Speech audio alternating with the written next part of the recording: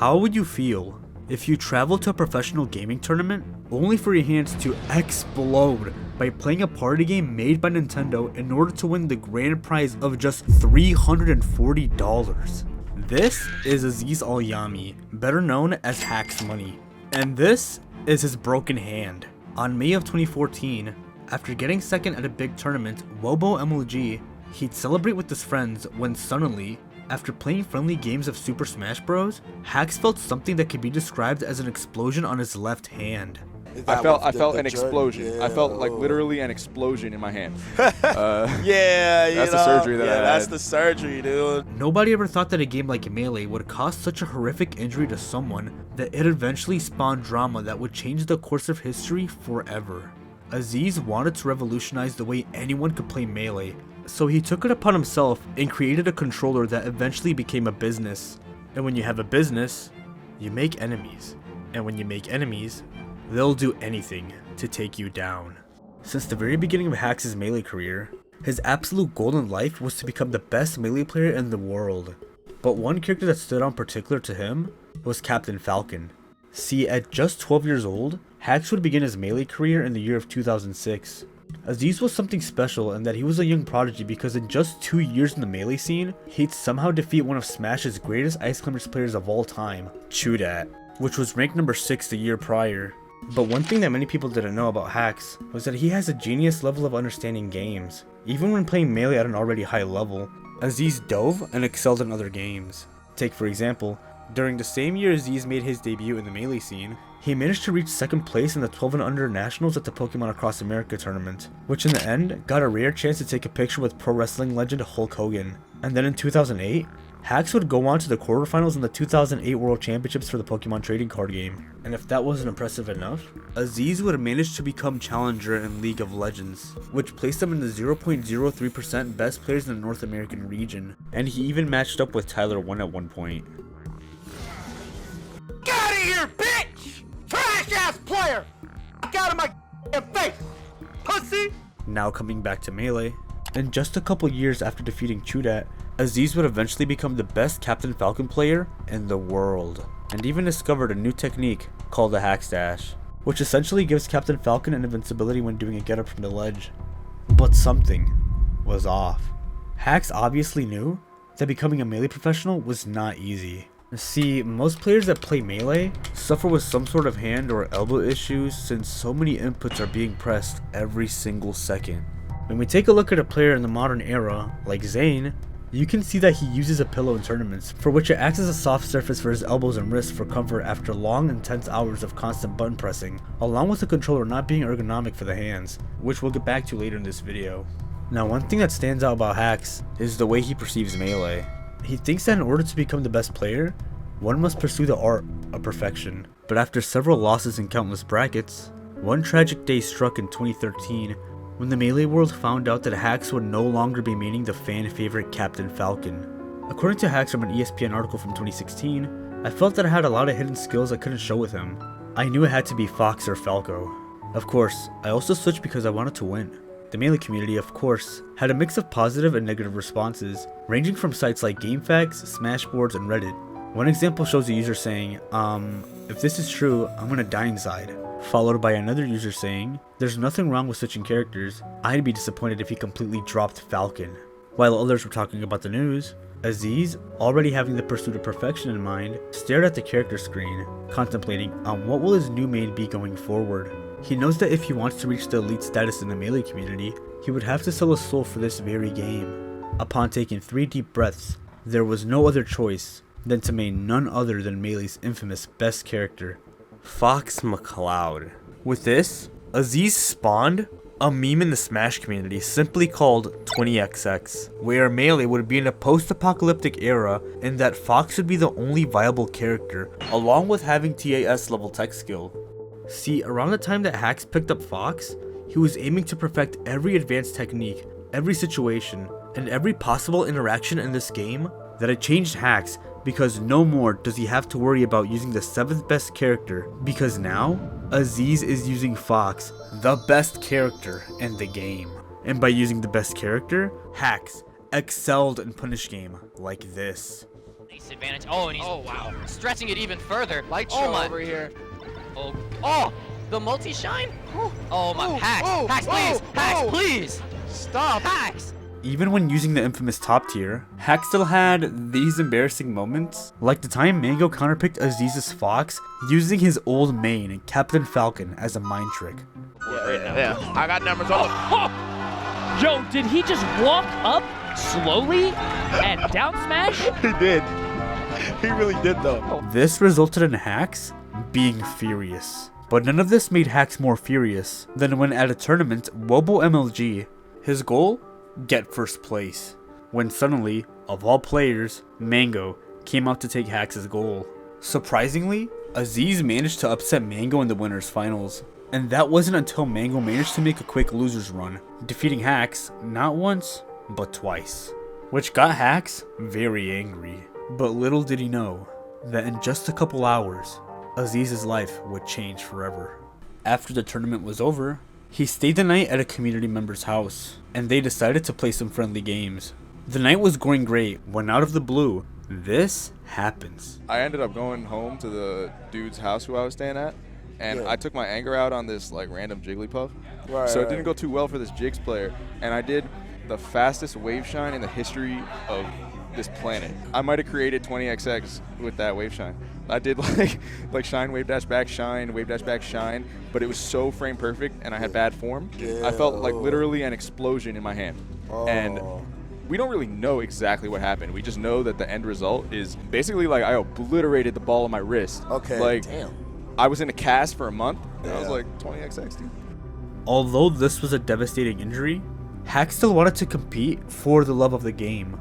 But the stress was too much for his hand and for his mind because Hax was beginning to feel pressured with wanting to perfect every aspect of Melee, to the point of losing sleep. According to Hax's blog post in July of 2015, I've been suffering from crippling insomnia ever since March of 2014. It first happened at the tournament the next episode in California. Nothing significant happened in my life around that point in time. Ever since then, I've spent most nights before tournaments awake in bed the entire night. I haven't actually gotten a single full night's sleep at a tournament since it happened. Not exaggerating when I say that I spent 72 hours awake in a row at MLG, EVO, and TBH4. Everything piled up so fast that on January 2015, for the first time in Hax's career, he'd announced his hiatus due to hand injury and insomnia. During Hax's hiatus from the Melee community, he decided to see a doctor and get multiple MRIs done, and when the results came back, it was something completely unordinary. And it turns out that every single MRI that came back showed that Aziz had mild basal thumb joint arthritis ever since the age of 19. See, this is not a thing that came from playing Fox, but this was something that was developing from the time he was still playing Captain Falcon. To give you an idea, basal thumb joint arthritis typically occurs to people between 40 and 50 years old. One doctor specifically told Aziz not to worry about it since it's considered mild. As a result, Aziz became depressed. So just like anyone who's depressed, what did he do? He went online and played League of Legends, reaching challenger rank, and sometimes even going to some Melee tournaments just to see the homies. Like the time when he went to EVO 2016, when in the corner of his view, there was a stand placed in the middle of the venue. Without notice, a Florida Falcon main by the name of Gravy was showing what could be the future of Melee. A controller named the Smash Box that looked almost like a fighting stick that traditional fighting game players use for tournaments. Thinking nothing of it, Aziz stormed off and went back to spectate. Over the span of 2 years, Aziz felt like he was wasting his time, and by that point, he was done. He was looking to fix his problem as soon as possible. Being very desperate to get back to playing Melee, he searched in a database of all hand surgeons within a 100-mile radius and contacted over 150 doctors. Yes, literally. And after speaking with every doctor for his issues, they either told Aziz that they've never heard of the procedure or just outright didn't want to operate his hand. And what I learned is that like all of these doctors think the same. They're almost all like clones of each other, to be honest with you. Like if one guy tells you one thing, there's almost no use in seeking a second opinion. Feeling like giving up, Hax felt like he was hanging on the last strings of life. It wasn't until someone by the name of Dr. Ratliff came along, the only doctor that reached out to Aziz. Once again, an MRI was done. And of course, the same result. Mild basal thumb joint arthritis. At this point, Dr. Ratliff asked Hax to show a demonstration of competitive Melee in person. So Hacks took out his GameCube controller and presented his motions as if he were playing the game. And just like that, Dr. Radliff stops Hacks from moving his hands and instantly exclaimed that this was the worst thing for Basal Thumb Joint that he has ever seen, and recommends Hacks to start finding a different career path. It was over for Hacks. His heart sunk. For 2 years straight, he was looking for doctors. Imagine waking up every single day. You put your entire life, sweat, and tears, when then you're now being told that you are not able to do the only thing that you truly love doing. Processing the information, Aziz miserably walks out of Ratliff's office. He told himself that he would never be satisfied with the life that he would live if he went back to school or if he played a different game. But after a few hours, it hit him that he needed to pursue his dream of becoming the best Melee player in the world. He thought to himself that if he wanted to come back to Melee, there needed to be a way to play again. He laid down, and it hits him.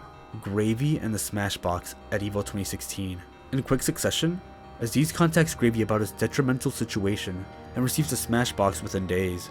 But after just 1 hour with the new controller, Hacks realized, like, on the first day, I thought to myself, this thing's a piece of shit. Like, my career really is done. Now take a look at the design of the Smashbox.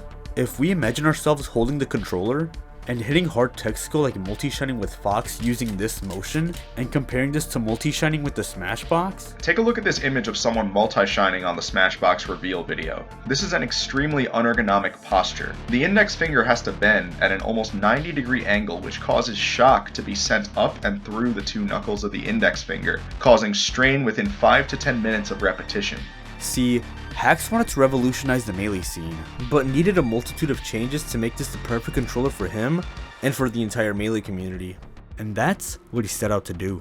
And that's when problems began to escalate, because after only a few days of testing out the controller, Hacks proposed a Smashbox team of becoming business partners, where Hacks would receive a portion of the profit, essentially becoming a two-man team with Hacks himself and the creator of the Smashbox, Dustin, while removing some members of the Smashbox team like Dustin's brother Sean and Gravy out of the picture.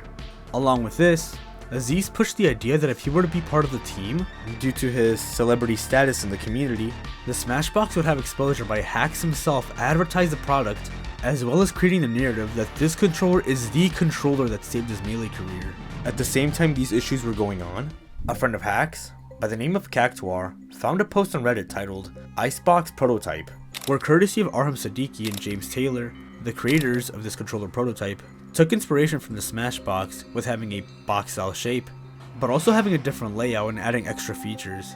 This sparked something in Hacks in that finally, after experiencing an exploding hand, 2 years of dealing with doctors, surgeries, and issues with the Smashbox team, Hacks secretly decided to work on a new box-style controller behind the Smashbox's team's backs, and using the Smashbox as a backup if James and Arham were not the real deal. And due to frustration and feeling that he didn't want to seek anyone's approval, it was only a couple days later that Aziz, Arham, and James agreed to make a competitor to the Smashbox simply named Box, or B0XX.